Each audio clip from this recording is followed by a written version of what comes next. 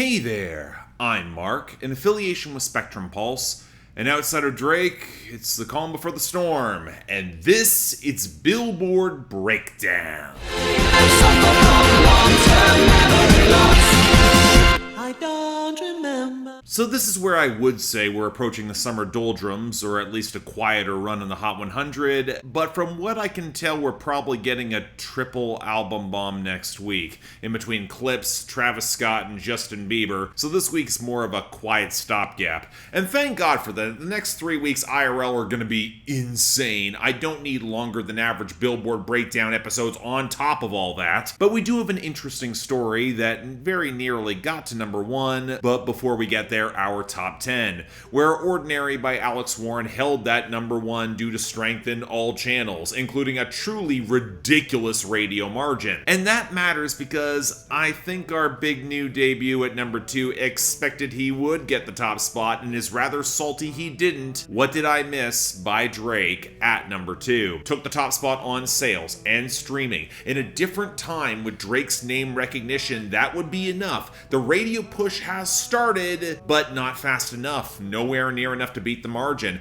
I'm not surprised he fell short. It's not a story unique to him. But this is Drake, who's used to the industry giving him special treatment. He's probably still salty that Nokia couldn't make the proper run to number 1. And when he doesn't have the air of the public in the same way anymore, yeah, I'm not surprised at all. The old tricks just are not enough. Either way, it was still enough to get over What I Want by Morgan Wallen featuring Tate McRae at number 3, which has a similar problem in having all of the streaming but a painfully slow radio push, but again, largely because Morgan Wallen has saturated the radio market, and Just In Case is still at number 4. Less streaming, but a far stronger radio position that's only picking up speed. It held up over a bar song Tipsy by Shabuzi rather comfortably at number 5. A good streaming week, but definitely seeing consistent radio losses. And then we got another new entry in the top 10, Golden from K-pop Demon Hunters at number 6. The streaming is massive, the sales are no slouch either, and while it is no surprise the radio isn't on board, the top 10 is weak enough that was enough in order to get at least there, if not to the very top. Hell, it jumped over Luther by Kendrick Lamar and SZA at number 7, which is bleeding across the board, especially with radio, but it does have enough of a margin there to hold over I'm the Problem by Morgan Wallen at number 8, which might have better streaming, but not enough to stem the radio losses. I would say the last 2 songs are on their way out. I figure if I just keep on saying it, it might just happen, but Lose Control by Teddy Swims only fell to number 9 because despite streaming losses, it had a surprisingly stable radio week, and Die With A Smile by Lady Gaga and Bruno Mars hit number 10 because while it is losing across the board, that radio inertia is going to keep it pretty high without much competition beneath it. Now on the flip side, with our losers and dropouts, what do you know, we actually got rid of some bigger traps that should have made their exit a while ago, looking right at Peekaboo by Kendrick Lamar and AZ Chike. Although looking at the bottom half of the Hot 100, it's not the only one that should be gone. Anyway, the biggest dropouts feel a bit more expected. Sports Car by Tate McRae easily making the year-end list for 2025. The Giver by Chappell Roan falling off directly after its return. Somebody Loves Me by Drake and Party Next Door probably just scraping onto the bottom of said year-end. And Mijalo by Fuerza Regida and Grupo Frontera probably falling well short. And we actually don't have that many losers here, outside of the expected debut drop-off for On My Mind by Alex Warren and Rose at 76. We also had the continued collapses for Outside by Cardi B to 39.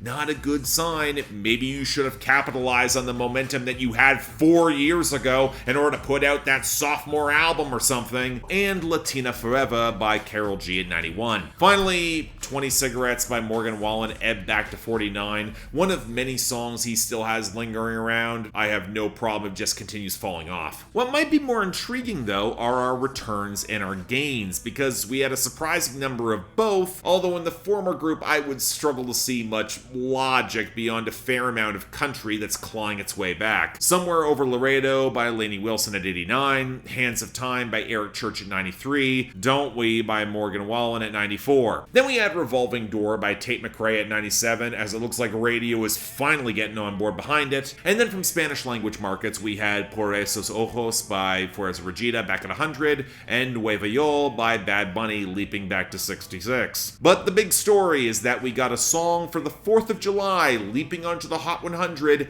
not one I expected, courtesy of the Red, White, and Blue, The Angry American by the late Toby Keith at 31. It got both streaming and sales. If this is now going to be a viral hit, I'm torn, honestly. I like Toby Keith more than most, but one of his most jingoistic songs getting huge in 2025 does not ring well, even if the album bombs are going to sweep him away next week. But for our gains, I'll admit I'm a little bit shocked here, because beyond K-pop Demon Hunters, there are a lot of new tracks seeing traction. Let's handle the former first. I already mentioned Golden in the top 10, but we also got Your Idol at 16, How It's Done at 29, Soda Pop at 35, Free at 41, What It Sounds Like at 43, and Takedown at 51. But for those newer songs seeing traction, well, the majority are country, unsurprisingly. With Single Again by Josh Ross at 73, Better Me For You Brown Eyes by Max McNown at 85, and Bar None by Jordan Davis at 87. I guess we could probably throw in Bottle Rockets by Scotty McCreery and Hootie and the Blowfish at 62. It's new enough. Finally, we actually do have some hip-hop with movement. Went West by Baby Chief Do It at 71, and Went Legit by G Herbo at 83, both off the debut. I don't know if they're going to have much in the way of staying power, but it is at least kind of interesting to notice, even if I expect they're going to get blown out of the water next week, but still. And now on to a surprisingly short list of new arrivals. Let's get it started with number 99, No Broke Boys by Disco Lines and Tinashe. No shade, but call me then you know he paid. Looks so good, makes no sense. Badass bitch with my badass friends. No broke boys, ain't no shade, but call me then you know he paid. You know, I keep trying to root for Tinashe, but of the songs I liked from Quantum Baby last year, this was not one of them. The percussion sounded really cheap against the watery melody, and while the vocal line was kinda nice, the sing-song taunt of the hook was catchy, but also clearly not for me as a not broke man. So introduce DJ Disco Lines, who pumps up the tempo, where the watery melody is given a bit more wiry house punch with a lot of pitch-shifted vocal chops and weedy effects that are slithering around that main melody. And I gotta be honest, it's not better. I didn't like No Broke Boys, but there was at least something kind of loose and playful that made more of Tinashe's R&B chops, whereas this feels very synthesized to get the most atomized, catchy part and then make it obnoxious. It'll probably work for those summer dance parties, but that's precisely it. I didn't really like the original. This is worse. Skip it. Number 98, Country House by Sam Hunt. And the grass is a little bit blue, cutting wood for the whittle of it out in the middle of the country, in a country house with you.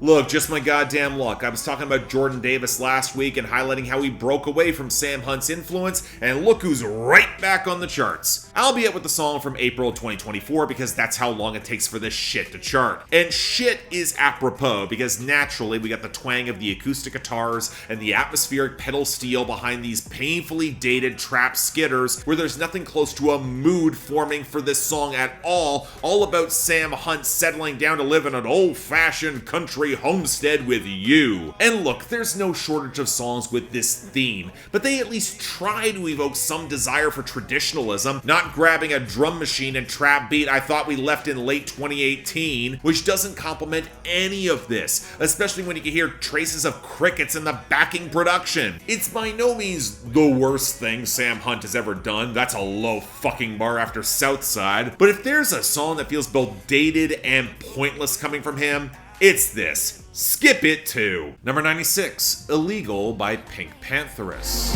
Later on, we can talk on it instead. Feel into room while you're sitting on my bed.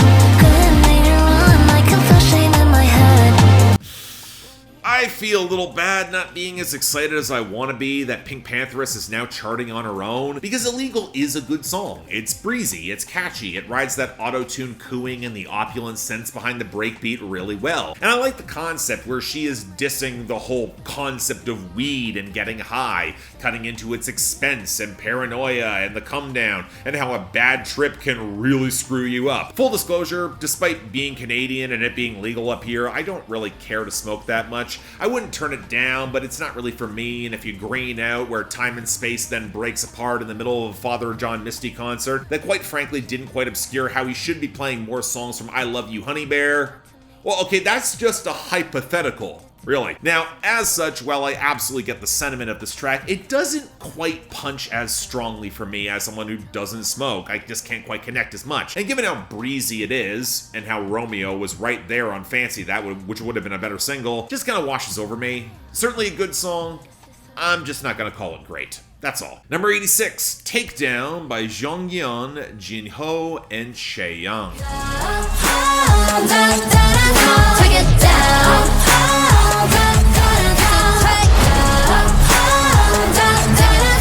Alright, time for a glimpse behind the curtain and how I make this show. I expected to get a copyright claim from Netflix surrounding my usage of audio from K-pop Demon Hunters, which I was comfortably able to beat back. But I also got a claim for this version of Takedown, which I did not use in my video last week, which is even more galling surrounding how YouTube's copyright system can be exploited by claiming the wrong version of a song, even if YouTube's system is far better than it used to be. Anyway, this version of Takedown is very similar to the one from the movie, but with the members of the K-pop band Twice singing on it, presumably to draw a little bit more popular buzz in the direction of that album they just dropped, which really should have been better. More on that on my main channel soon. But for this version, well, the girls are better balanced across the track. The vocal master never quite gets as shrill as the original. I think it's a little better produced. But it also reminds me way too much of the pop star covers of established soundtrack hits that we used to get from Disney all the damn time. And this just feels kind of disposable as a result. I don't know why you go to this other than the original. It's not that different. Maybe a little better,